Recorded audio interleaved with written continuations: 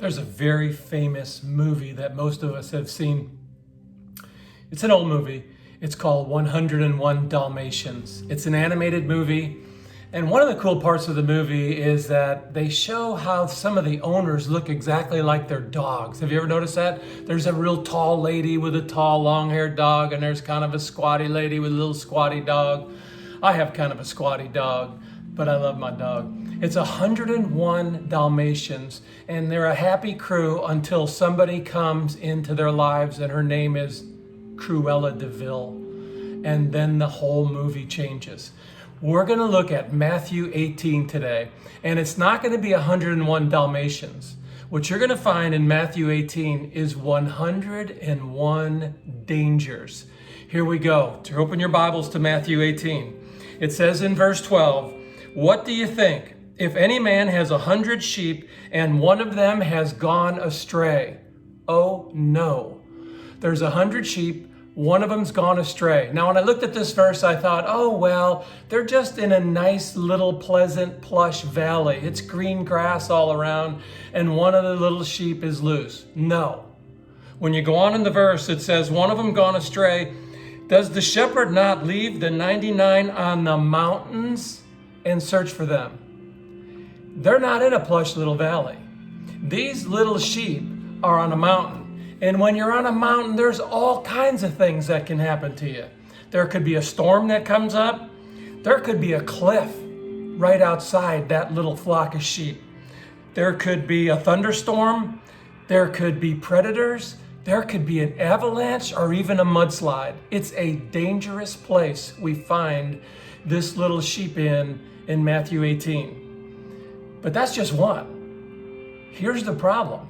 That one little sheep leaves, and then the shepherd leaves to go find it. He leaves the 99, and the shepherd goes to find that one little sheep. So that's one sheep lost, 99 left alone, and a shepherd out looking in the darkness of a mountain for that one little lost sheep. Now there are 101 dangers.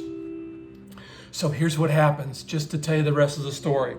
In verse 13, it turns out that the shepherd finds it, and truly I say to you, Jesus says, he rejoices when he finds the sheep. Now, if you're a parent and you're hearing this story, you're going to go, boy, if one of my children wanders away, the first thing that I do when I'm going to find him is to discipline him. Well, that's not really what happens here. Because the shepherd is overjoyed that he found his little sheep. And then he brings the little sheep back, and that 101 dangers disappears. All right, so here's what we're in this for. I want you to notice the next verse after the 101 dangers. It's Matthew chapter 18, verse 15. And it is something that we call confrontation. This is the way you do confrontation as a believer. There is a 3-step process to doing any kind of confrontation as a believer. Step number 1, you find in verse 15. If your brother sins, go and show him his fault in private. So step number 1 is to go to your brother or sister and to tell them what you found out in private. Step number 2, but if he does not listen, verse 16, then take 1 or 2 more with you. So step 1, go in private. Step 2, take someone with you and talk to your brother. And then if that doesn't work, in the very next verse, it says, if that doesn't work, then go to the church. Take the church leadership with you and confront a brother or sister who is in sin. Here's the reason that this whole Matthew 18 confrontation process follows the 101 dangers. When that shepherd finds the lost sheep, he doesn't discipline that sheep. He rejoices with that sheep, throws him over the shoulder, and takes him home. In this process that we talk about in church confrontation, if you enter this process with anything but love in your heart, if there is vengeance, if there is jealousy, if there is any of those kind of matters that come into this process, it won't work.